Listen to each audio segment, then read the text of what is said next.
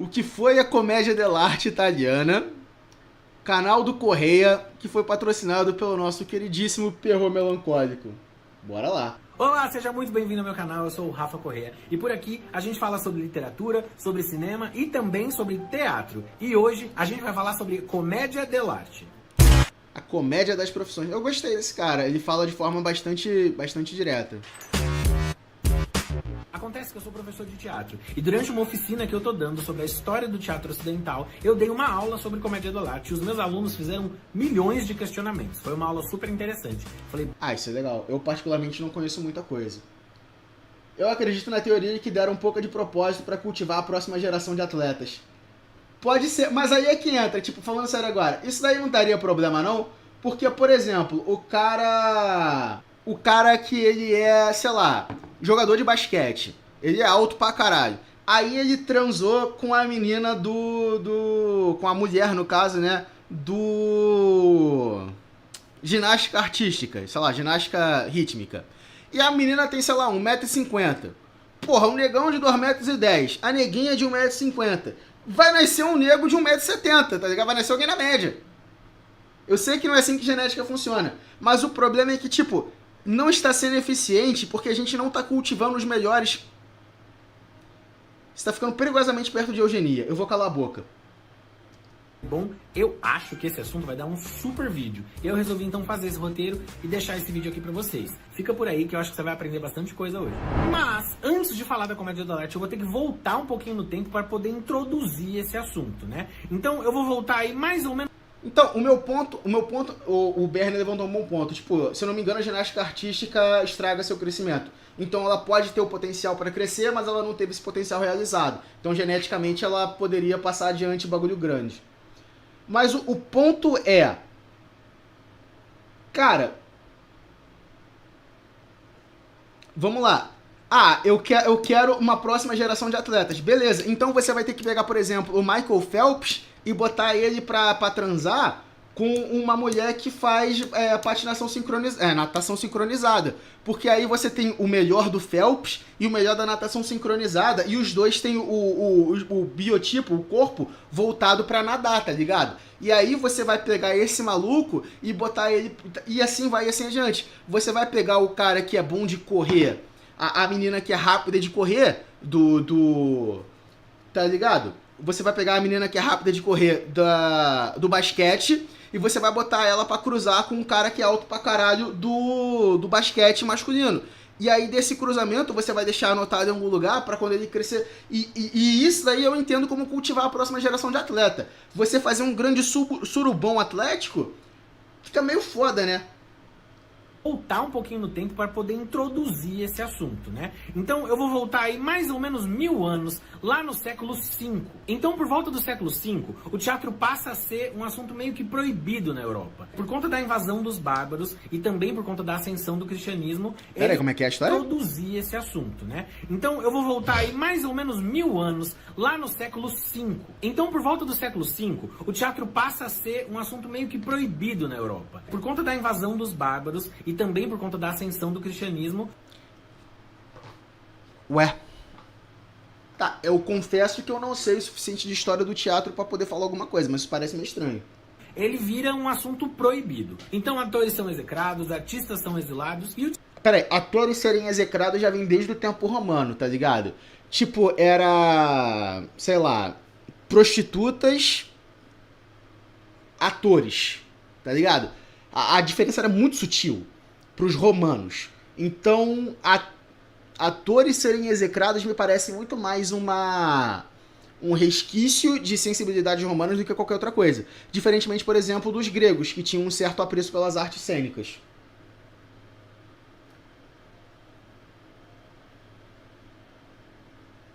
Pera aí, Douglas, faz o Eric parar de tentar derrubar a própria live. Não, eu só tô falando que, tipo, quando vocês falam de criar a próxima geração de atletas, vocês estão levando apenas em consideração da galera transando. Então, realmente vai ser a próxima geração vinda de atletas. Mas se você quer uma geração de atletas especializados, aí já entra em outros 500. Já entra em coisa feia. Dá certo também com o surubom atlético, só que depende mais de sorte, mas eu acho que vale a pena. Mas aí, o que acontece? Você fazer um surubão atlético, você tá jogando roleta russa com a genética dos outros. Você jamais vai conseguir o Quizatradar dessa forma. O teatro, entre algumas aspas, some. E eu digo entre algumas aspas, porque é claro que resquícios da sua memória vão sobreviver. O que deixa de existir, na verdade, é o teatro como instituição, como ferramenta do clero e também do Boa noite, Estado. Eleazaros, por Isso sinal. aí não acontece mais. Mas a memória... Não, mas peraí. Se eu não, os autos de fé vieram depois. Os autos de fé vieram depois.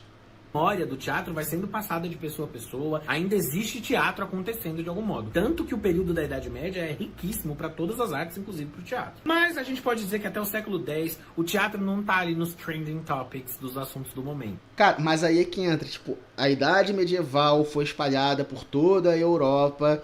Você não tem como dizer que toda essa galera tinha a mesma cultura. Talvez ele esteja falando da parte norte da Europa, já que ele falou de invasões bárbaras, então eu imagino que sejam a galera do futuro Sirg descendo os Alpes para invadir, tipo, Lombardia e blá blá blá. O problema aqui é que tá muito esquisita essa parada de tipo, o teatro era mal visto, mas tudo bem. Isso também porque a humanidade está meio que ocupada demais tentando sobreviver às peripécias da Idade Média, que segundo o Wikipedia era uma era de obscurantismo. Tá, e isso daí já caiu por terra há muito tempo. Tem vários autores que entraram nessa parada tipo por uma nova Idade Média. A ideia da Idade das Trevas tem muito mais a ver com o fato de que depois que Roma caiu, teve um período de 200, 250 anos, onde nós temos pouquíssimos registros históricos, mas a Idade Média por si só teve avanço tecnológico, científico, industrial não, né, mas tecnológico, científico, literário, e entre outras coisas. Tipo, essa parada de obscurantismo é, mais uma vez, muito mais cope vitoriano e iluminista do que qualquer outra coisa. Essa parte, foda-se, mas a fonte Wikipedia é foda, né? Tirania, violência, declínio econômico e uma grande confusão política.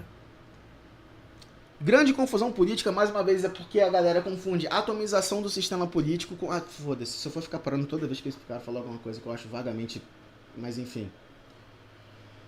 Em teoria, se você misturasse um índio com um negro, você teria uma pessoa que consegue plantar café, bater laje e fazer dança da chuva. Cara, não, calma aí, porra! Tá aqui pra... Bril e Lucas Z. Eu entendo que é um resumo, mas pô, a Idade Média durou 1000 anos e uma centena de reinos ao mesmo tempo. Me complica essa hipersimplificação. Cara, demais. Demais. E, tipo, muitas das coisas que ele tá falando são meio esquisitas, porque ele parece misturar, tipo, sensibilidades romanas, tipo, do período do final do Império, da crise do terceiro século, com o que veio depois. É meio esquisito. Essa é uma visão historiógrafa superada, a ideia da Idade das Trevas. Ao projetar valores modernos sobre o passado, ignora-se que a Idade Média teve período de grande avanço intelectual, universitário e artístico, uma simplificação que facilita a narrativa de que o Renascimento foi uma luz repentina. Exato! Mas assim, a fonte do maluco é o Wikipedia e ele não tá querendo falar sobre a Idade Média. Ele tá querendo falar sobre comédia dell'arte. Então, tipo, comédia dell'arte vai vir da Renascença e os caralho 4. O meu problema maior é só essa contextualização dele que foi meio cagado, mas tá tranquilo. Quando te enviei esse vídeo, eu disse que era um pouco piada. Não, tudo bem, mas eu achei que ele fosse, tipo, defender com unhas e dentes a comédia dell'arte, um nível emocional defender o que não tá sendo atacado. Eu achei que fosse essa coisa. Não a parte da contextualização histórica. Eric, realmente não vai dormir por medo de rato? Não, eu não vou dormir porque minha mulher vai ficar puta se eu dormir com rato. Se eu dormir com um rato na minha casa.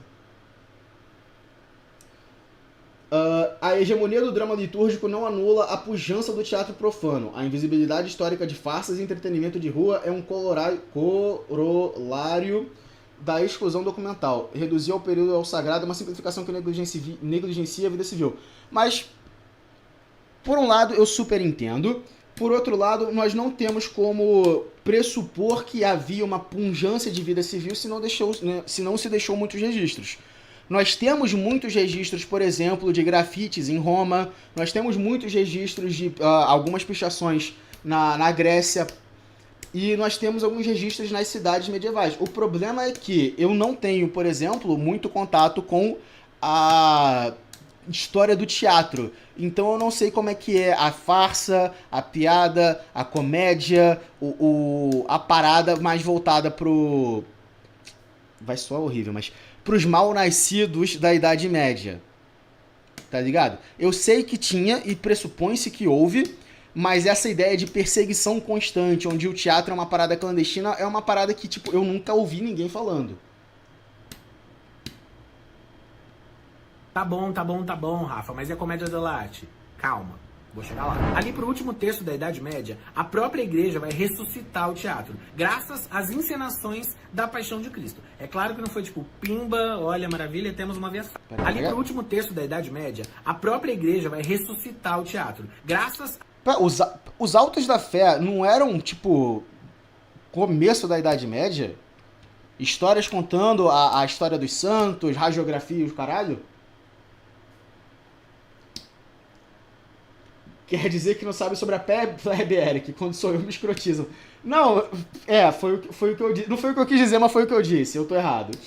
As encenações da Paixão de Cristo. É claro que não foi tipo, pimba, olha, maravilha, temos uma via sacra. Foram muitos séculos para que a Paixão de Cristo chegasse no formato que ela tem hoje, e é isso aí, acho que talvez seja assunto para uma outra aula. Mas é bem importante a gente saber que no decorrer dos próximos séculos, o teatro é absolutamente religioso. Tudo que envolve o teatro, em sua maioria, ou pelo menos o teatro mais popular, que tem apoio, mais uma vez, apoio do clero, apoio do Estado, Peraí, popular não necessariamente... Mais uma vez, popular não necessariamente quer dizer que tem apoio do clero e apoio do Estado.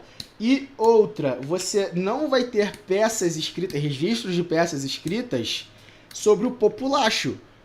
Papel era caro, monges copistas tinham que gastar o seu tempo minuciosamente copiando certos documentos. Então, obviamente, registro documental da versão medieval de Lisistrata ou Guerra dos Sexos jamais vai acontecer, porque ninguém vai perder tempo copiando aquela porra, tá ligado?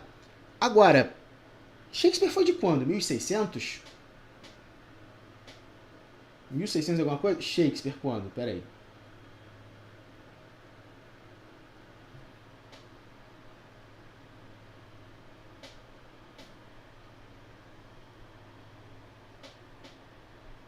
...1564 até 1600 e blá blá blá. Então século XVI, século XVII. Ah não, aí já é o 500, esquece.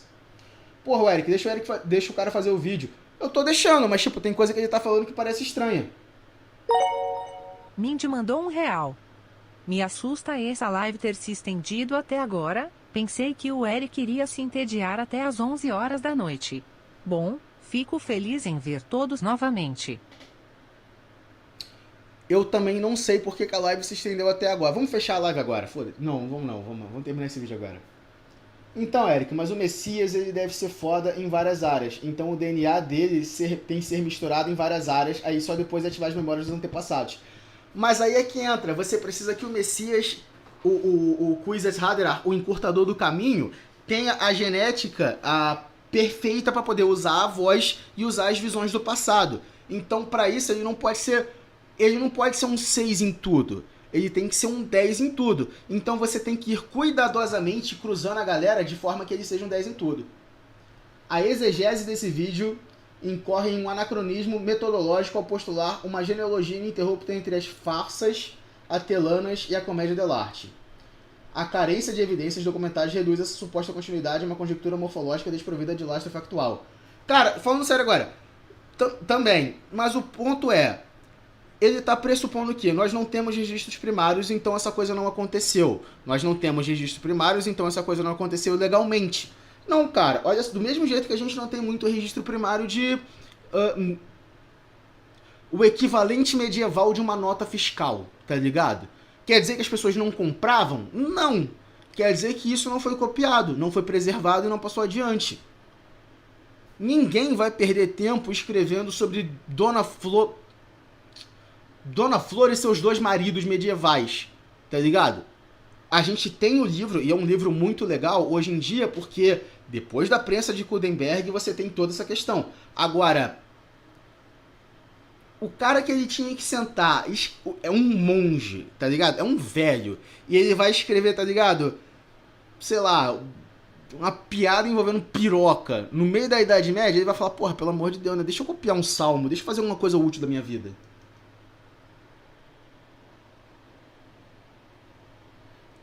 Absolutamente. Ok, mas aí já falasse post-rock, ergo propter rock. após isso, então por causa disso. Não, o meu ponto é que, tipo, nós não podemos dizer que não havia porque não há fonte primária, mas também não podemos dizer que havia.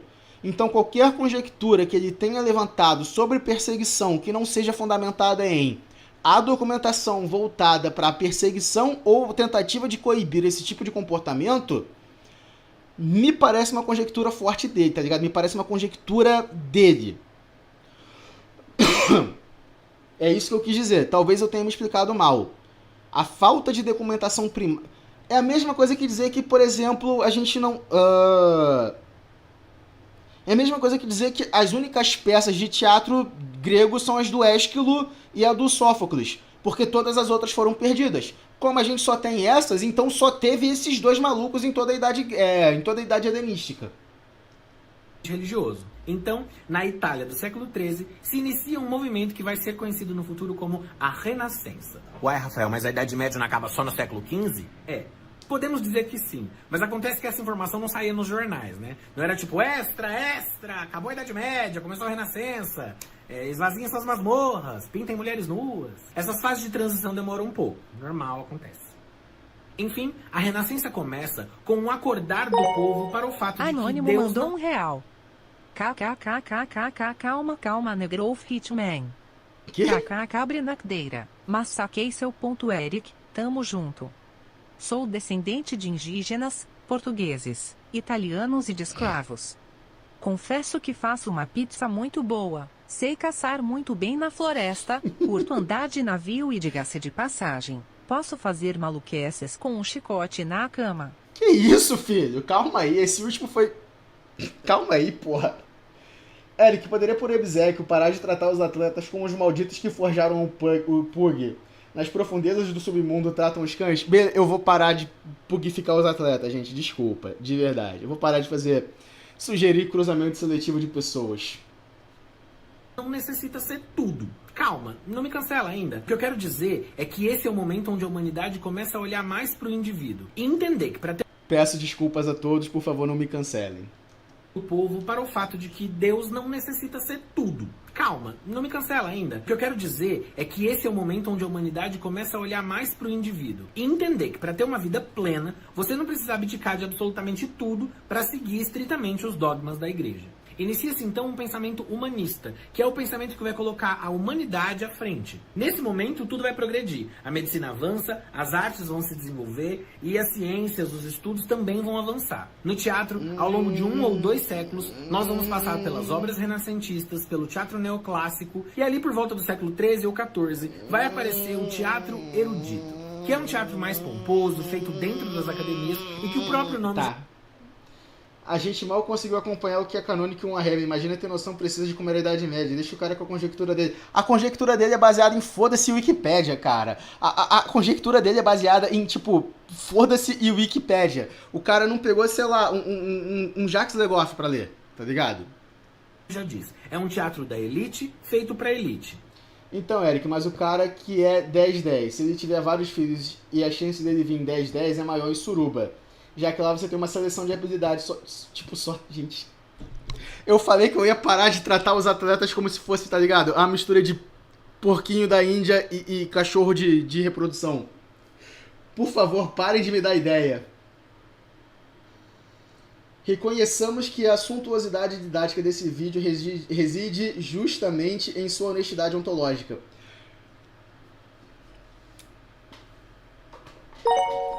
De novo, Serpente Fal mandou R$1. Obrigado, Serpente. Conhece o dossiê do Felipe, Fábrica de Pesadelos? O cara conta umas historias de terror muito boas num canal, enquanto no outro ele faz vídeos de 20 minutos ou um pouco mais explicando de maneira educada e científica sobre muitas coisas aleatórias, tipo o vídeo dele de uns 25 minutos sobre como os dinossauros transavam ou sobre as representações ancestrais da piroca.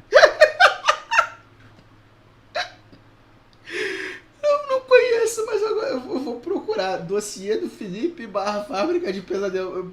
Tá na lista, eu vou procurar. Tá me dando real essa outra simplificação de séculos de história.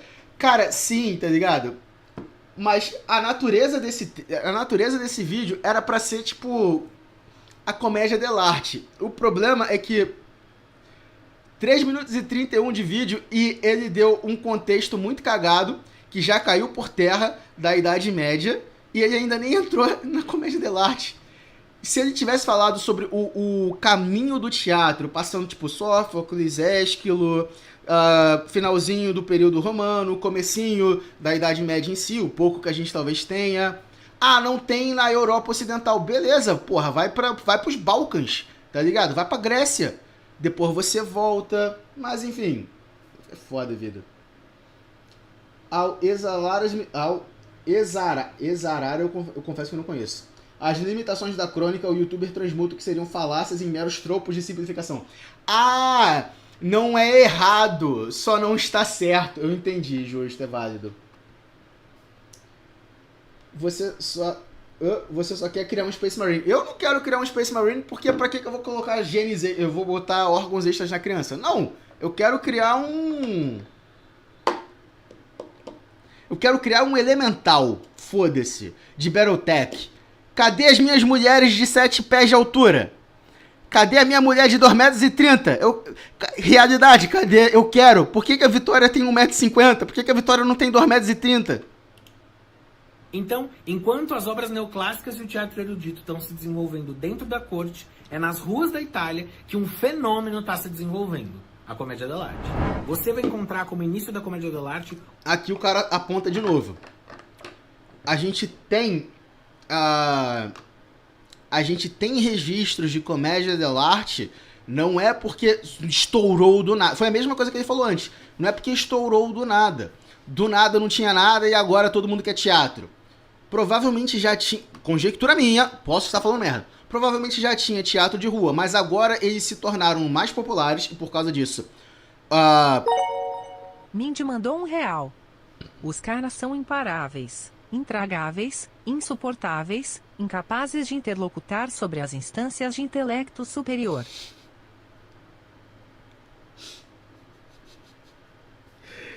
De fato.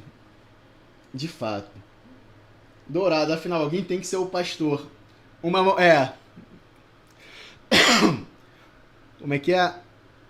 Uma luva de veludo cobrindo um punho de aço. Já mandei um vídeo do dossiê do Felipe, mas o canal é do Eric me escamou como sempre. Qual o vídeo, o RCDJ? Um atleta não surge só por causa da genética. Tem vários outros fatores para um atleta surgir, como, por exemplo, se nasceu rico ou pobre, etc. Beleza, mas aí, aqueles ali, a gente sabe que ele nasceu geneticamente predisposto.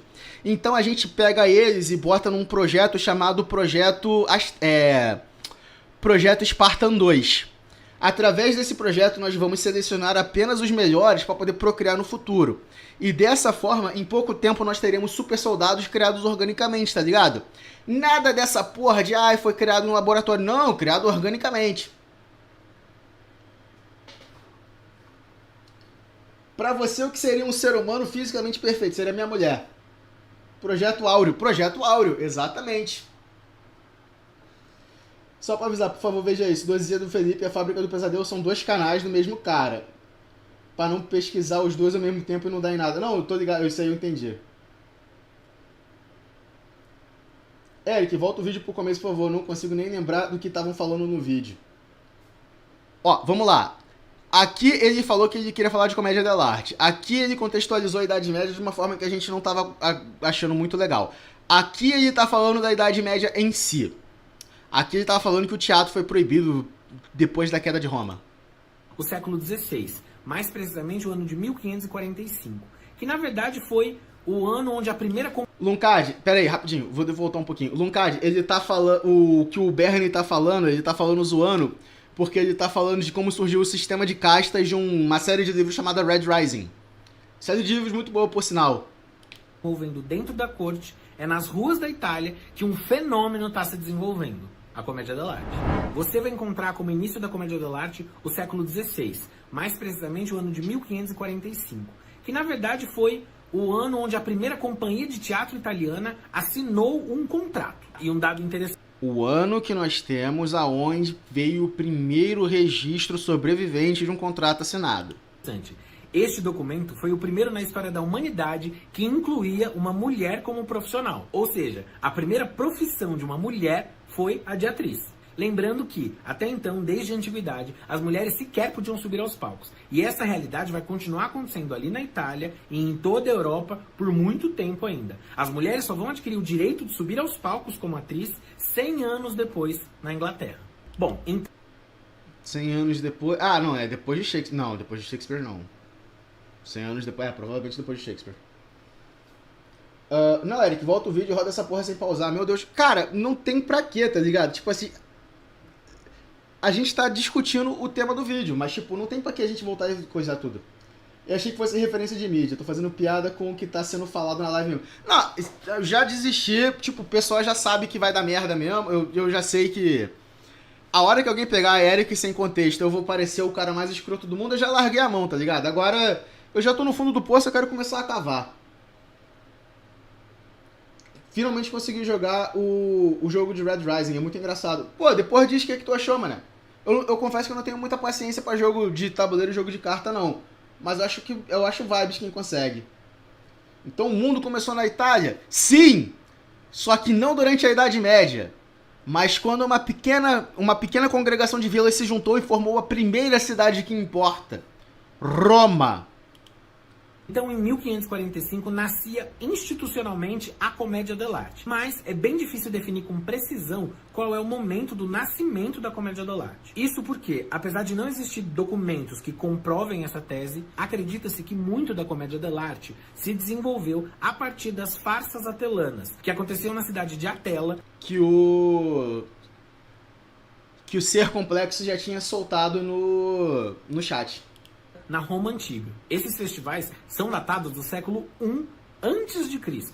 É muito tempo. E eu falo acredita-se porque muitos estudiosos percebem as semelhanças que existem entre as farsas atelanas e a Commedia dell'arte. Pô, mas aí, mais uma vez, aí ele cai em contradição, porque ele estava dizendo que a igreja perseguia horrendamente, que era proibido isso, aquilo, outro, e agora ele crava uma clara genealogia entre uma coisa que já existia e era popular, simplesmente era ignorada pela cultura erudita, e uma coisa da qual nós temos registros. O que acontece? Ou o bagulho rodava solto, e aí você tinha, tipo, teatros de rua, isso, aquilo, outro, companhias itinerantes, ou o bagulho era proibido, e aí você não tinha o suficiente para gerar esse tipo de interação. Então faz, foda-se. Mas, Eric, o que as ovelhas entendem das dores de seus pastores, o que elas podem entender da grande...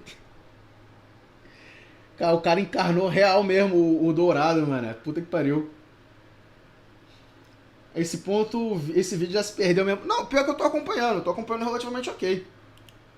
A estrutura é bastante parecida, principalmente no que tange ao improviso, as personagens fixas e principalmente a interpretação, a atuação, que é bem farsesca. Essas características vão sobreviver a mais de um milênio, até chegar no período medieval, onde a cultura popular, apesar de bastante perseguida, é muito rica. De qualquer modo, apesar das suas possíveis origens na Idade Média, foi durante o renascentismo do século XVI que a Commedia dell'arte se institucionaliza e ganha força. Isso porque ela aparece como uma resposta das ruas e da cultura popular às obras neoclássicas e eruditas que estão acontecendo dentro. Visão anacronística de como uma sociedade funciona, não necessariamente ele surge como resposta, às vezes é simplesmente o povo querendo imitar o que os ricos fazem do mesmo jeito que a gente tem hoje em dia. Dentro das academias e na corte. Diferente das afetações do teatro erudito, a Commedia dell'arte é popular, é das ruas e é feita por artistas do povo. Ela, inclusive, extrapolou o teatro, tendo sido inspiração para poetas, artistas, escritores, cantores de todos os tempos e de todas as áreas, até se fixar no imaginário popular. Qual cultura popular? Perseguida por quem? Em qual período da Idade Média? Para de simplificar, pelo amor de Deus. Exato. A Lucas tá levantando os mesmos pontos que eu quero levantar, tá ligado? Tipo, nada contra este moço. E eu tenho certeza que ele é um excelente professor de teatro. Mas se ele tá disposto a falar de, tipo, história, ele precisaria...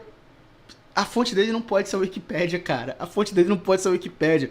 Eu posso na Wikipédia, daqui a um mês, mais ou menos, depois que eu criar um rapport com os editores, e colocar que o primeiro rei de Esparta se chamava Eric Erickson, do Peru Dourado, tá ligado? vai demorar até me acharem e alguém pode gravar um vídeo falando que Eric Erickson, o grande homem do Piro Dourado, foi o primeiro rei de Esparta, tá ligado? Foi consagrado pelos deuses graças ao seu falo áureo, porra. Onde ela permanece até hoje. Uma das mais marcantes características da comédia dell'arte é a não existência de textos convencionais. Não existiu... Eric, se você disse que o dinheiro dos anúncios não vai pra você, então por que tem anúncios nessa live? Porque o YouTube é uma vadia. E a ideia é que os anúncios venham pra mim. Só que o que acontece? Como é que eu posso explicar pra você? Mesmo que eu queira que o negócio venha pra mim, que o dinheiro venha pra mim, do AdSense, se o YouTube cismar que eu vi alguma coisa que tem direito autoral, tendo o bagulho de direito autoral ou não, o bagulho vai pro dono do direito autoral, não vai pra mim. Por exemplo, Signados tem uma parte que fica repetindo o tempo todo. Mano, a quantidade de vezes em que eu tive que falar, cara, isso daqui não é uma música, é de um jogo, me devolve meu dinheiro, YouTube. Enquanto a gente tava jogando Signados, não tá no mapa, tá ligado?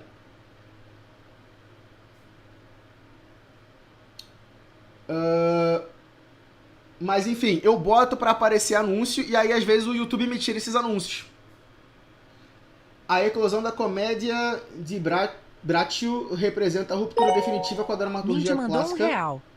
Comecei a pensar agora o quanto a arte é importante para nossa existência, Sim. Afinal é nossa principal forma de expressão antes da fala e escrita. Pintamos com sangue, rasgamos com unhas e pedra, eu amo isso.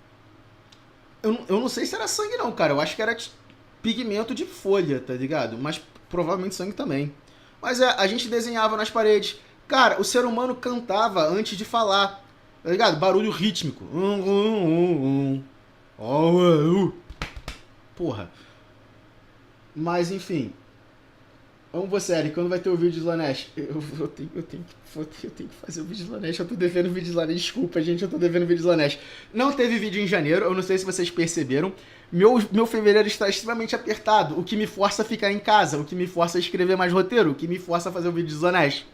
Então, tipo, o fato de eu ter tirado um mês de folga em janeiro botou uma piroca no meu cu de tal forma que fevereiro tem que ser produtivo. Então o vídeo de Slanesh sai em fevereiro. É um professor de teatro fazendo um vídeo sobre peça de teatro e seu contexto histórico. Você tá surpreso que ele é politicamente enviesado e pouco detalhado? Tô. Porque, vamos lá, se eu quero fazer um vídeo que fala sobre história, eu espero que o vídeo fale sobre história. Esse vídeo é de quando? 4 anos atrás. Cara, eu esperava que ele procurasse pelo menos alguma coisa, tipo, básico, tipo, por uma nova Idade Média. Ou que ele procurasse, tipo, ver se não tem vieses nas fontes dele. Ele tá fazendo vídeo, ele não tá numa conversa de bar, ele tá fazendo um vídeo jogando na internet. Pessoas vão ver o que ele tá lendo, tá ligado? As pessoas que trabalham na Wikipedia não revisam algo de ser salvo nos seus artigos, não tem uma notificação que foi alterado? Aí eu não sei.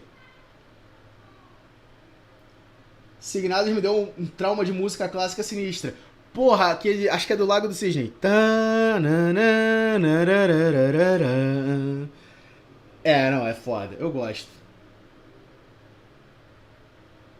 Esse vídeo tem que vir no próximo carnaval. Quase que o fevereiro tá quase indo. É. Gosto que o vídeo de Zint, o declarado favorito do streamer em questão, não tá nem no horizonte. É o que eu... Pera aí, eu vou me defender. É o que eu falei um pouco mais cedo. Ó, pra fazer o vídeo de Slanesh, eu tenho aberto o Liber Caótica, o Liber Extática, o Tomo do Excesso. Aqui já é um projeto lateral que eu quero fazer sobre o Rei de Amarelo. Mas tinha também o Tomo da Corrupção. Então, tipo, fazer vídeo dos deuses do caos me dá um trabalho grande, mané. E eu gosto desse tipo de trabalho, tá ligado? Eu não tô reclamando. Mas é uma parada que eu fico, tipo, com coceira no cu, porque eu sei que é uma parada que eu vou ficar autisticamente dedicado a fazer o bagulho ficar legal, tá ligado? Depende, tem artigos e artigos. Às vezes é corrigido pela própria comunidade. Sim, não, é o peer review, eu tô ligado. Mas, tipo, Quadrinho na Sarjeta fala sobre coisas que ele não consome, não pesquisa, não entende, ainda tem plebe que acha que ele faz conteúdo que preste. Eu não sei o suficiente sobre o cara do Quadrinho na Sarjeta pra ter opinião. Mas eu sei, tipo, eu não sei muito de Idade Média. Falando sério agora, eu não sei muito de Idade Média. Mas o pouco que eu sei me deixa meio, tipo, com o pé atrás do que esse maluco tá falando. E aí é que entra, mas ele é professor de teatro, beleza. Mas se ele tem esse descaso com material histórico e ele se dispõe a falar de material histórico, o que me garante que ele é um bom professor de teatro? Ele perde a credibilidade comigo quando ele apresenta uma visão enviesada, mal estruturada e antiga, que já caiu por terra, obsoleta, sobre uma coisa que eu entendo. Então, quando ele começar a falar sobre coisas que eu não entendo, eu não me sinto confortável em confiar nele de que ele sabe o que ele está falando. Tinham textos ou roteiros teatrais como a gente conhece hoje, e como já existia lá na Grécia Antiga e na Roma Antiga. O que existiam eram os Lazzi, cenas engraçadas que eram organizadas em um roteiro chamado canovatio. Tudo indica que os registros de um Lazzi e dos canovatios era feito de forma colaborativa, ou seja, os atores estão ensaiando e improvisam uma cena. Aí essa cena fica legal. Alguém que sabe escrever vai lá e escreve os acontecimentos. Ah, fulano brigou com fulano, fulano fez tal coisa, fulano bateu na bunda de fulano, fulano fez tal coisa e pronto. Aquilo tá anotado. Aquilo é um Lazzi. E aí vários pequenos Lazzi vão acontecendo. A gente vai juntar isso numa história. Vamos contar uma história que envolva os personagens. Pronto, temos um canovatio. A gente anota isso e aí amanhã a gente improvisa de novo. E aí a gente memoriza um pouquinho do que aconteceu e de repente acontece uma nova piada. E aí a gente escreve aquela nova piada e improvisa de novo. Então ele vai sempre se modificando. O canovatio é isso. É uma junção de vários pequenos improvisos que fica anotado para ajudar a gente a lembrar. A companhia precisa saber o que acontece nessas cenas. Por isso que isso era anotado. Outra característica de peso da comédia dell'arte é a existência de personagens fixos. Não, isso aí eu tô ligado. Peraí. Ele é esquerdista, Eric. E mais uma vez, e daí? Cara, eu não sou a pessoa mais à direita do mundo não, tá ligado? Eu não sou a pessoa mais, sei lá, libertária, liberal, blá blá blá, do mundo não. Tipo, liberal econômico do mundo não, cara. Isso ainda assim me faz querer pesquisar a fundo a parada antes de falar. Eu não sou uma pessoa de direita. Meu problema com ele não é o viés dele ser esquerdista ou não. Desse moço, no caso. Eu acho que você tá falando desse moço. Eu não sou uma pessoa voltada pra direita. Ainda assim, se eu for fazer um vídeo falando, sei lá, sobre... Não, se eu for fazer um vídeo sobre Pinochet, eu vou falar mal dele. Pera aí, deixa eu pegar um... Vou fazer um vídeo da Margaret... Não, eu vou falar mal pra caralho da Margaret Thatcher, pera aí. Tá, eu não farei vídeos, por exemplo, sobre a Margaret Thatcher porque eu sei que eu não ia conseguir manter o meu viés longe da Margaret Thatcher, tá ligado?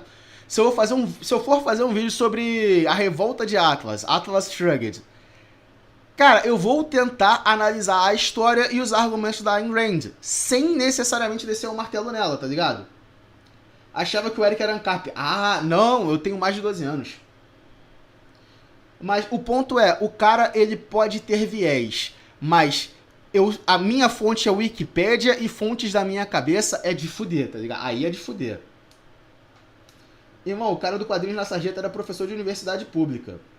Ele tem mestrado, acho que doutorado. O link do Quadrinhos na Sarjeta tem de fato conhecimento. Aí é diferente.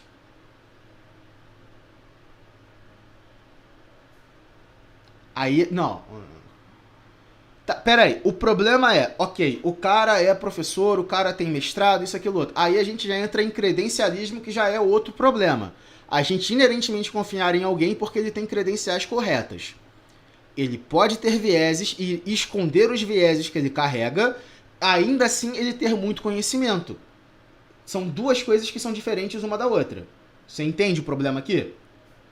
Credencialismo é ruim. Ignorar especialistas também. É foda, entendeu? Tu sabe muito bem que quem esconde o viés só quer te enrabar. É foda. Tem isso também. A realidade é multicolorida demais para dividir o mundo em direita e esquerda. Isso é idiotice. Tá ligado? Qual é o meu posicionamento político? Sei lá, pergunta pro Papa. Tá ligado? O que o Papa achar vibes, eu acho vibes. Eu acho que não dá pra falar de Atlas Shrugged sem descascar a Ayn Rand. Não, descascar ela como autora. Eu faria. Descascar a ideologia dela, eu talvez não conseguisse fazer sem eu sentir que eu tô sendo enviesado. Eu posso não estar sendo enviesado e simplesmente estar apontando falhas de crítica falhas críticas no pensamento dela. Mas eu ia ficar, cara, será que eu achando essas falhas? Será que é tipo nitpicking a falha ou será que realmente é uma falha de lógica que eu achei? Eu não ia me sentir confortável em falar do raciocínio político dela. O livro, como escrita, é horroroso. Puta que pariu.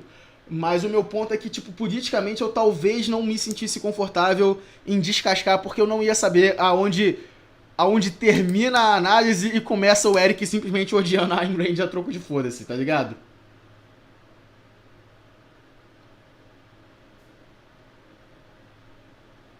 Veja a porra do vídeo. Quê? Veja a porra de um vídeo e veja a qualidade. Pera aí, que agora eu me perdi. Aquela porra daquele livro é horroroso. Eu li aquela merda inteira. Eu não consegui, mané. Depois do. Depois do Quem é John Gold 500, eu confesso que a minha paciência foi pro caralho. Mas você tá falando de um vídeo dele ou de todo o trabalho que ele fez? Porque tem coisa que ele aborda que o conteúdo de doutorado dele é das áreas que ele inventou de mestrado. Aí é que entra, mais uma vez, Quadrinhos na Sarjeta é um canal que eu tenho pouquíssimo contato. Eu vejo mais recortes de live dele, aleatoriamente pelo YouTube, tipo, recomendados como próximo. Eu vejo mais recortes de live dele do que conteúdo que ele produz. Então eu de verdade não tenho muita opinião sobre o cara.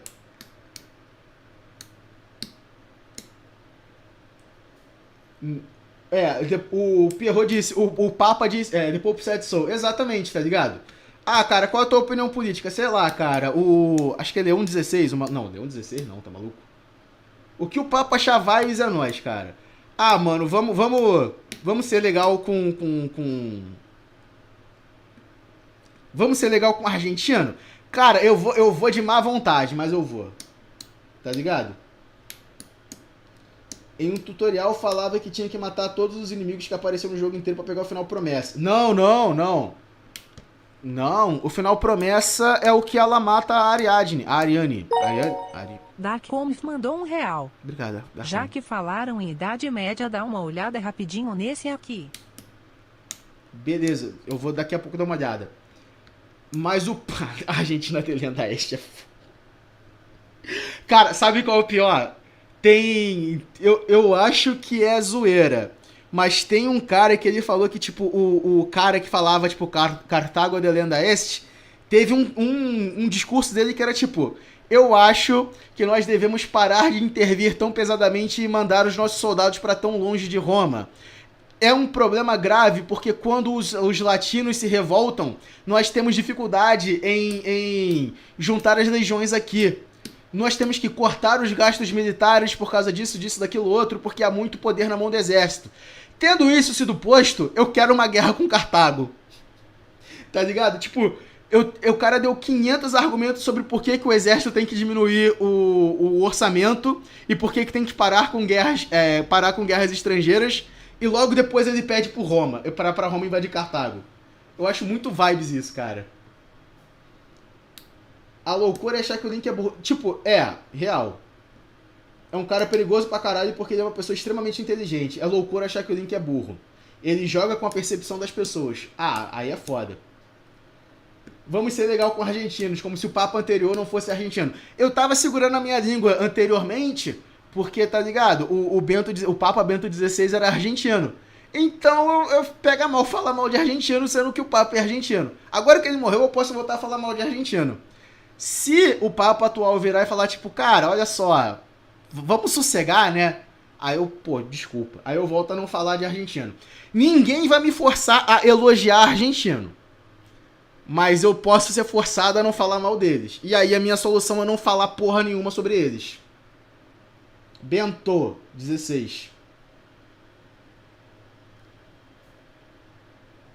Entendi. Nesse conteúdo de live é menos aprofundado mesmo, já que ele não tem como se preparar para as perguntas do chat. Não, eu sei bem como é que é isso, tá ligado?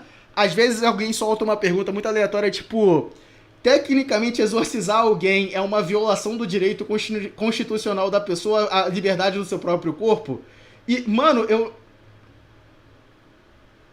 o Papa anterior foi o Francisco. Dentro 16 foi o anterior do anterior, desculpa. Pierrot, tá certo. Pierrot, pode me chicotear, desculpa. O anterior do anterior foi o Bento XVI. Foi o Rottweiler de Deus. Eu confundi. Desculpa.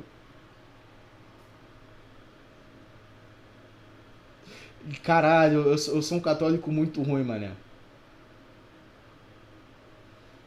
Notem que ele é um cara que se diz ao espectro da esquerda, mas usa o boné do Brasil. Isso, no mínimo, deveria ser interpretado que os argumentos dele vão buscar zonas neutras. Mas, peraí, mas essa politização da figura do Brasil, tipo, verde e amarelo, símbolos nacionais, essa politização, se ele é um cara de esquerda, faz sentido ele usar símbolos que ele quer reivindicar de volta pro povo dele, pro lado dele do espectro político. Mindy mandou R$1. Obrigado, Mindy. É cansativo, mas leve seu tempo, porque você explica de uma forma muito divertida. Quando os 4 ao norte estiverem todos no seu canal, eu estarei muito feliz, e virarei um mecena como recompensa. Começamos com o Príncipe Além da Comédia, passamos para a Depressão Rastejante, depois para o Vulcão Canino de Latão e Sangue, falta apenas a Chama do Conhecimento Distorcido. Perdão a demora pra mandar. Nada, irmão, relaxa. Mas sabe qual é o pior? O vídeo de Slanesh que eu quero fazer um vídeo de Slanesh de tipo 1 hora e caralhada. Aquele aquele introdutório de Slanesh, aquele ali ele não conta, tá ligado? Porque aquele ali era um vídeo do TikTok que eu reaproveitei e joguei no YouTube. O que eu quero fazer sobre Slanesh é, tipo, fazer um roteiro, gravar bonitinho, deixar editado, blá blá blá. Tem um amigo meu que ele é ator vocal, ele é voice actor, que é o Vinícius. Vocês já ouviram a voz dele no canal de vez em quando. Ele é apaixonado pela parte mais, tipo, poética e artística de Slanesh. Eu quero ver se eu consigo colocar ele no vídeo também, tá ligado? Eu quero... Quando tiver 4 vídeos de 1 hora sobre os deuses do caos, aí, aí acabou, aí tá tranquilo. Aí, sei lá, vai ter um vídeo de 5 minutos sobre Rashut e 1º de abril vai ter um vídeo explicando como é que funciona direito autoral, pra falar sobre Malau. Tem momentos que ele tenta dar uma empurrada do viés político dele, mas dá pra ignorar tranquilo. Às vezes é sutil, às vezes é na cara. Então, o problema é que, tipo, eu não sei se vocês percebem, mas eu tenho viés também. Quando eu falo de algumas coisas, eu boto os meus vieses no vídeo. Eu não tento esconder. Por incrível que pareça, eu não tento esconder. Só que, tipo, quando eu falo alguma coisa que tá na cara, que é viés político, moral meu, eu falo, tipo, isso aqui é impressão minha, tá ligado? Pera, chicotear, voltamos tanto assim. Qual é, Daniel? Porra! Qual é? Porra, Daniel. Não importa, Eric. Ele não usa pra isso. Ah, tá. Ele usa porque sabe que quem é de direita vai codificar de forma confusa. Tá, não. Aí é foda. Aí é foda. Daniel sabe que se colocar um vídeo da ilha Kaiju, a comunidade entra em guerra civil, o BR mata o Eric por alguma jorgice que eu for falar. Ok. Tem que fazer do Vastor também. Vastor tecnicamente não é um deus do caos. Eu pretendo fazer do Arcfane, mas ele tecnicamente não é um deus do caos. Vai fazer algum conto de Slanesh também? Sim, tem um conto que eu acho muito foda. O nome da história é Pentimento. Pentimento é quando você erra alguma coisa na pintura e você dá um jeito de, tipo, pintar por cima daquele pintado horrível que você tinha feito anteriormente. É uma redenção, é você consertar um erro. É você pintar em cima de algo que já existe.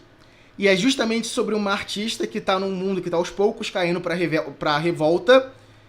E ela percebe que tem alguma coisa sobrescrevendo a personalidade dela. A história é boa pra caralho. É boa demais.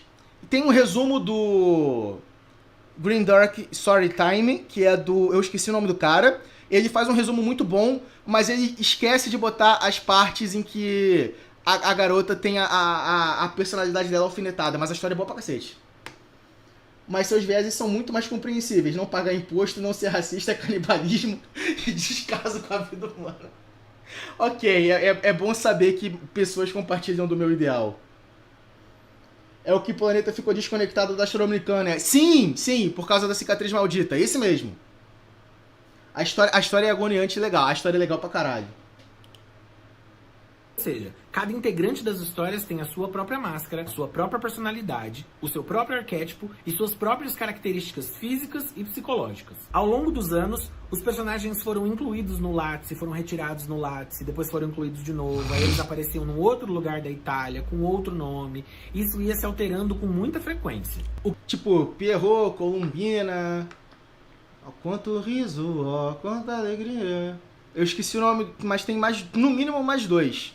Tem geralmente, tipo, um doutor também, cada um é uma profissão. Você tem, tipo, dois que são amantes no sentido de que os dois que se amam um com o outro. Eu lembro vagamente dessa porra. Tipo, bem vagamente mesmo. O que nunca muda é a relação entre as personagens. Na verdade, entre as classes dessas personagens. Isso porque elas se dividiam em três. Os Zani, os patrões e os enamorados. Vamos falar então rapidamente sobre essas personagens principais. Os Zani são os meio patetão, né? Alguma coisa assim. E eu vou começar contando um pouquinho sobre os enamorados. Eles eram jovens apaixonados, muitas vezes as histórias giravam em torno deles, sobre o que eles queriam, sobre o que se esperava, o que iria acontecer com um desses enamorados. Eles não utilizavam máscaras, utilizavam roupas muito pomposas, afinal eles eram sempre membros da corte, eles sempre representavam os jovens filhos da classe alta. Eles podiam cantar, eles podiam dançar. A Itália demorou muito pra ser coisa única. Sim, se eu não me engano, ele foi um dos últimos, ou o último, a se unificar. Até o Eric Hobsbawm, ele comenta sobre isso. Você tem, tipo, os jovens italianos que, na verdade, estavam tentando imitar os jovens turcos e blá, blá, blá. Nossa. Não tem a Itália. Eu entendi o que ele quis dizer da Península Itálica e aí eu passo o pano, que tá ligado? Eu entendi o que ele quis dizer, mas ele disse de uma forma esquisita. A Itália... Aqui, calma aí. Acho que depende do rato, João. O Eric tá esperando o rato morrer de velhice. Porra, qual... Eu não estou acordado por causa do rato, gente. Eu juro. A Vitória já foi dormir, cara. É a Vitória que tava tipo... Meu irmão, o rato vai morder tua bunda. A Vitória já foi dormir, gente. Eu tô de boa. Tô esperando o rato morrer de velhice. É foda. Calma aí, cara. Se bem que o Fëanor meio que deu uma carcada nele bonita, tá ligado? Talvez o rato tenha morrido. Nossa senhora, se esse rato morrer e ficar fedendo na minha casa. Porra, na moral, morre na rua, mané. Morre na rua, não morre em casa, não.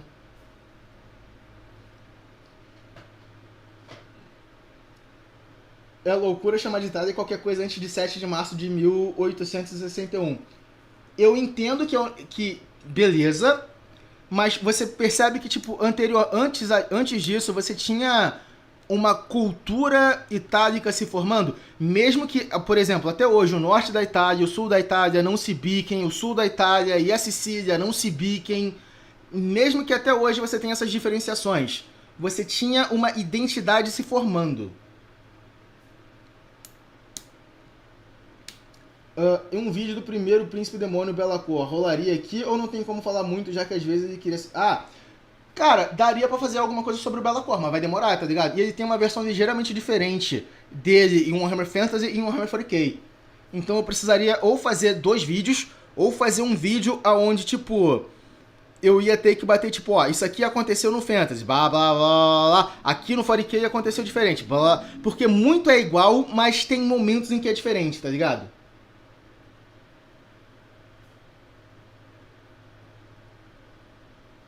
A Itália foi depois da Grécia, todo mundo chama de Grécia. Não, mas peraí, o problema da Grécia não foi unificação, foi independência, porque a Grécia era uma tanzimat do Império Otomano, se eu não me engano, eu posso estar falando merda. Eu posso estar falando merda, mas se eu não me engano, a Grécia era uma tanzimat do Império Otomano. Recitar a poesia, inclusive eu acho que eles eram até meio chatos. Muitas vezes eles podiam até mesmo aparecer como filho de um dos patrões, por exemplo. Mas também não era sempre, isso não era a regra. Um desses patrões, como por exemplo, o velho Pantalone. O Pantalone era um senhor asqueroso, grotesco, detentor sempre de muito dinheiro e que tem por característica muitas... Mó pirocão, mané. Caralho, tipo, é parte do personagem que ele tem mó rolão assim mesmo? Às vezes, a sua conduta lasciva. Mesmo que ele não consiga... É parte do personagem que ele tem mó pirocão. Chegar até o fim, quando de fato ele consegue o que ele quer, sabe? Inclusive ele tem o nariz pra baixo, assim, meio... Ele é um velho... Tá, é uma caricatura antissemita. Burguês, abastado, asqueroso, de conduta sempre repulsiva, sempre muito mesquinho, sempre muito avarento. Em muitas histórias, ele tá sempre tentando casar sua filha, que às vezes é uma namorada, pra conseguir ganhar mais dinheiro. Um outro patrão que também vai aparecer é o Dottore. O Dottore é uma sátira aos burgueses eruditos. Porra, eu falei, eu lembrava vagamente de algumas coisas, mané. Caralho, eu me sinto muito feliz quando eu lembro de parada que eu não vejo há muito tempo. Eu fico legal. O problema da Grécia é que infelizmente existiu depois dos nossos manos otomanos. Nossa, eu vou ficar quieto, eu vou ficar quieto. A qual foi, Bernie? O cara vem na minha casa e defende otomanos, cara. Aí é foda.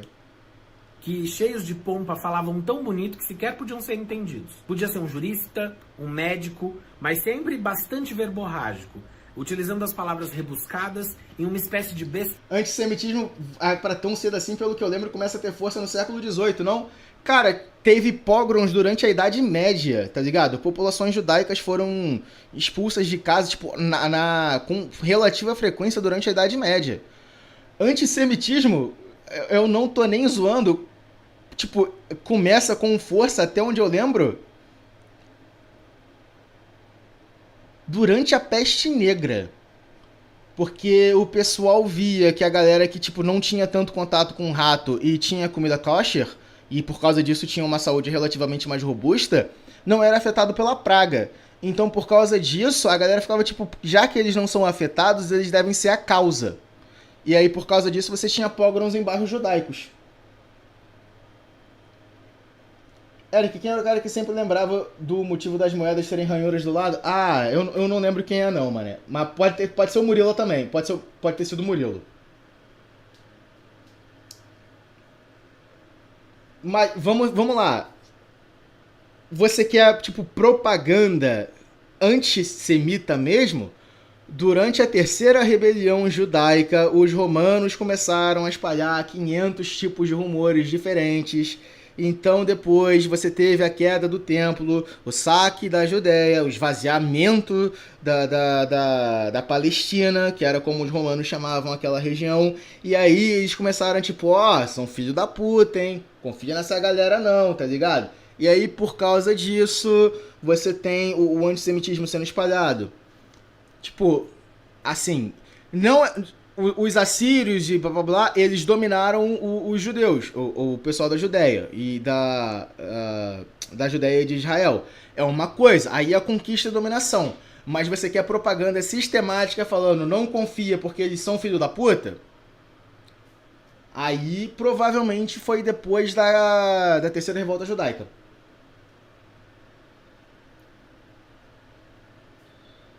Murilo, Murilo, geralmente é o Murilo que fala das moedas da ranhura. Ele sumiu das lives? Eu acho que eles sumiram das lives. Eu acho que ele sumiu das lives. De vez em quando ele manda um quaé no Instagram, no direct do Instagram. Eu confesso que eu tenho dificuldade em ver a resposta do direct do Instagram, mas de vez em quando eu vejo os memes que ele manda. Por incrível que pareça, a maioria dos memes que ele manda é tranquilo. Tá ligado?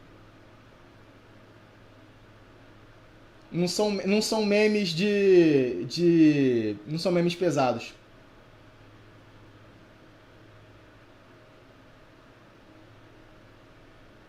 Que? A rixa do judaísmo na visão do cristianismo é uma repercussão e repetição de boatos sobre os judeus até se tornar verdade sobre tal etnia. Eu não entendi, mas tudo bem. O que o Lucas Z falou? Peraí, deixa eu ver se consigo ver. Ah, dá pra ver. Mensagem excluída. Calma aí, mano. Agora que eu vi, não, real, mano. Meio pesado. Não são memes cancelados. Não, geralmente é meme bem tranquilo. Geralmente é coisa de Warhammer ou alguma coisa tipo... piada, tá ligado? Piada tranquila. Por incrível que pareça, bem tranquilas. Besterol que às vezes não fazia muito sentido. Inclusive, essa podia ser até uma cena. Um látice pronto. Ah... deu algum problema lá atrás, a gente precisa resolver alguma coisa. Manda o doutor e manda ele fazer um discurso. O doutor vai lá pra frente da cena e vai ficar fazendo um besterol, falando várias e várias coisas sem sentido nenhum, com palavras muito rebuscadas. Esse era um látice, por exemplo, que existia pro doutor. Um outro patrão bastante conhecido é o capitano. Apesar de raro, o capitano às vezes podia aparecer como um dos enamorados. Mesmo que usando a máscara, ele preenchia essa figura de alguém que quer se casar, do filho de alguém e tudo mais. Não é regra, mas podia acontecer. Ele é um capitão, muitas vezes um ex-militar, mas sempre um cara bravo, que conta várias histórias, mas que no fim, a qualquer ameaça, se borra de medo. É um metido, um mentiroso. Ele é também uma resposta. Cara, não precisa de muito. O Mercador de Veneza. Cara, sabe qual é? Sabe qual é o pior? Tipo, o discurso do Shylock no Mercador de Veneza. Aonde o pessoal, tipo, você é filho da puta. E ele, tipo, cara, eu não sou filho da puta. Eu várias vezes emprestei dinheiro pra ele. Várias vezes ele veio até a minha casa e eu o acolhi. E agora ele me xinga, ele me humilha, sendo que ele me deve dinheiro, sendo que eu gastei dinheiro investindo na companhia dele. Nós não somos humanos? Se o que aconteceu comigo, essas humilhações constantes, essa dor constante, se o que aconteceu comigo acontecesse com vocês, vocês não agiriam da mesma forma do que eu? E aí, tipo, você tem toda essa construção do Shylock como uma pessoa que não é o vilão, ele é o antagonista. E aí, no final, o que é que fazem? Ele se converte. Porque se ele tem potencial para ser uma boa pessoa, ele tem potencial para deixar de ser judeu. Cara, você tem ideia do quão escroto isso é? Tipo, você tem ideia do quão escroto isso é? Você transformar o cara numa figura que você consegue entender, que você consegue, tipo, simpatizar, que você consegue empatizar e ver por que ele sofre, por que ele lima, por que ele sofre, por que ele sua. E aí, tipo, pelo fato de que a galera simpatiza com ele, com o Shylock, ele não pode mais ser judeu? Ele tem que ser forçado a ser convertido? Tá ligado? É escroto pra caralho. Resposta dos comediantes italianos aos dominadores espanhóis. Bom, falamos dos namorados, falamos dos patrões, vamos então falar um pouquinho sobre os Zani. Os Zani eram os empregados, que assim como os patrões, também na maioria das vezes apareciam com uma máscara que os representasse. Essas máscaras sempre tinham características específicas, como por exemplo a máscara do Arlequino, que sempre tinha uma verruga, um caroço assim no canto, bem na testa. Esse caroço do Arlequino, por exemplo, tem várias explicações, não sei dizer qual é a certa, mas eu já ouvi dizer que é um calombo de tanta porrada que ele leva na cabeça, e também até de que na verdade é um chifre cerrado, porque ele era um diabinho que caiu na terra e teve aí o chifre cerrado. Todas elas podem ser verdade, todas podem ser mentira. O Arlequino é um servo malandro, ágil. É meio controverso mesmo. Não, é muito escroto, tá ligado? Quando a gente para pra pensar esse bagulho do... Tá tranquilo. Quando a gente para pra pensar, é um bagulho muito escroto, tá ligado? E é um bagulho que é naturalizado. E bastante atrapalhado. Tipo... As Mil e Uma Noites é de 888 da Era Comum e tem histórias anti-judaicas. É foda real mesmo.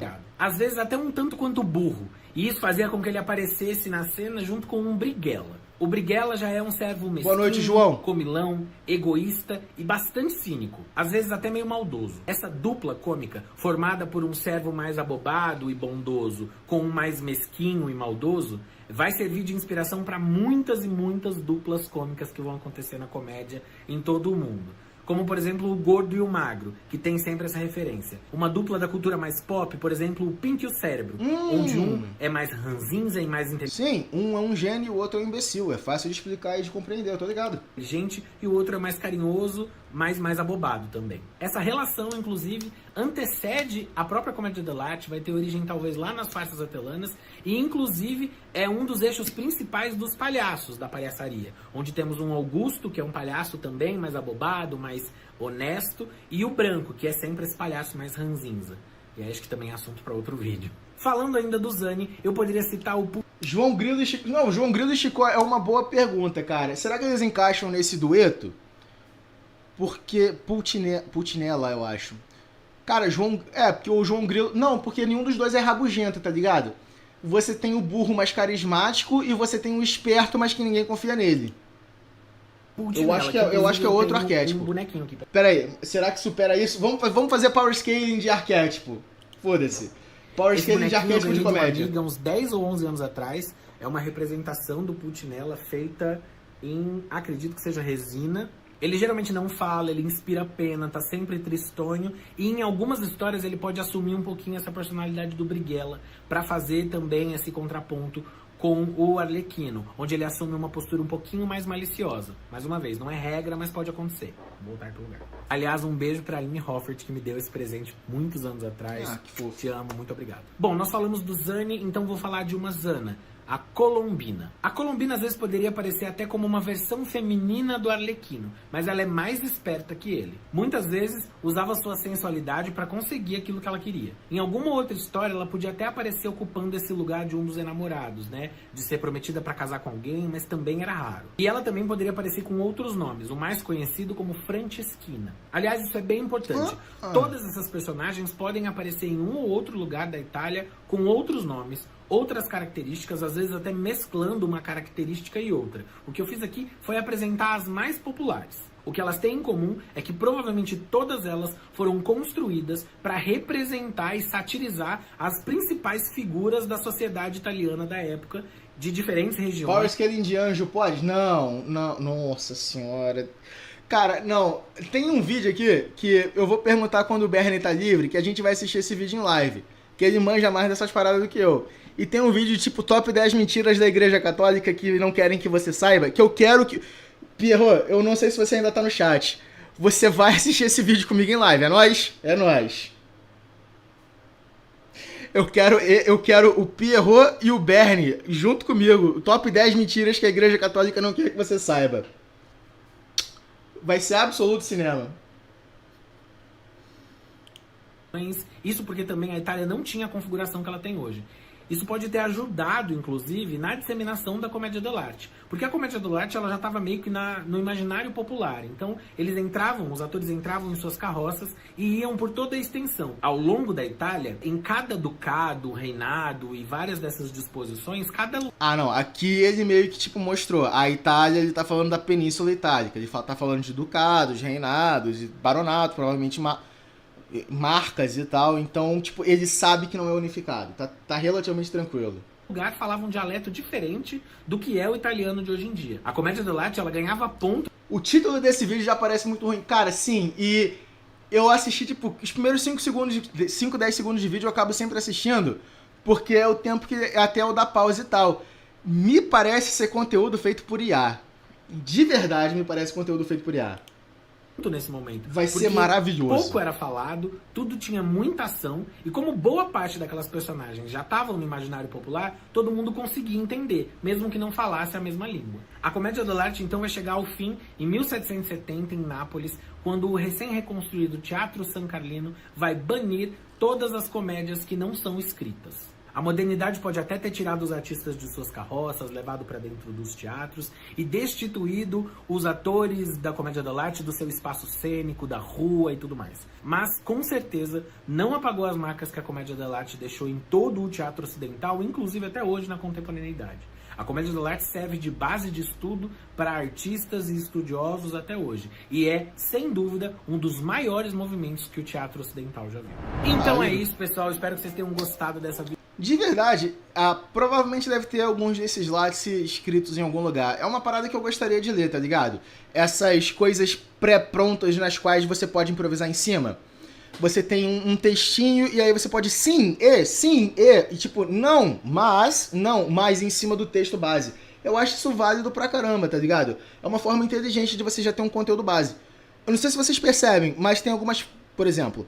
Tem algumas frases que eu repito bastante em live, porque é o tempo que eu dou pro meu cérebro pensar em alguma coisa para completar a frase.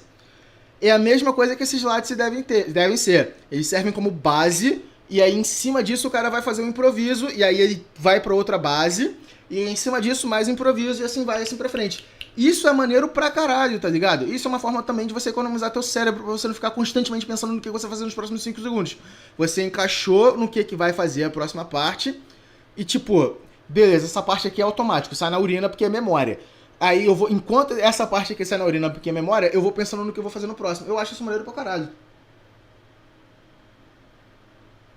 Eu saio por alguns minutos e aparentemente estão fazendo power scaling de anjo.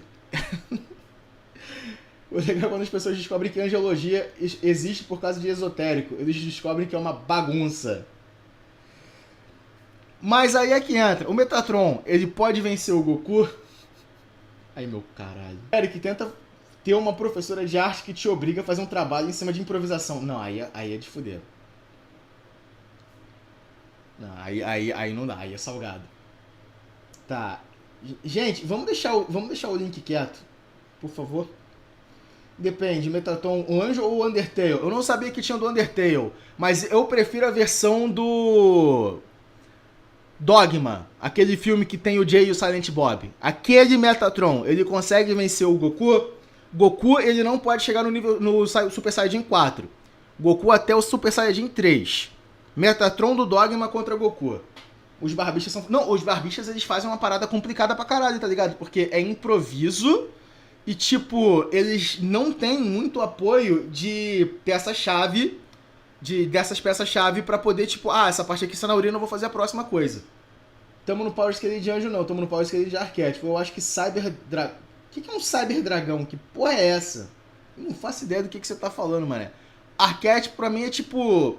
O herói, o mentor, o mocinho, o rei, a autoridade, a donzela, a princesa, a amazona. Isso são arquétipos. O Cyber Dragão parece uma carta de Yu-Gi-Oh, mané. Sei lá, o Cyber Dragão da Bad Dragon, tá ligado?